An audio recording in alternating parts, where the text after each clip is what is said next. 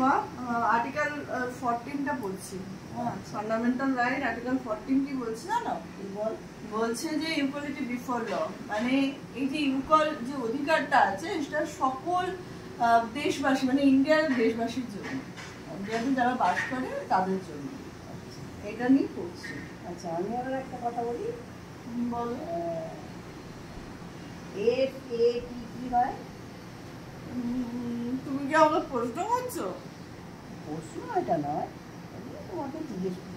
আচ্ছা, এফএটি fat, fat মানে মোটা। আর কি হয়? এইচইআর হার মানে মেয়ে।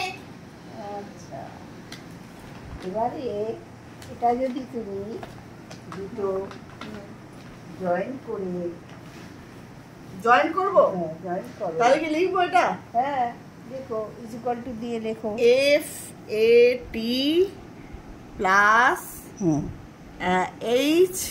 HER। আচ্ছা, ঠিক আছে, এবারে ইকুয়াল টু দিতে বলছো, ইকুয়াল টু দাও, দিয়ে এবারে এটা পুরো এটা করো THER।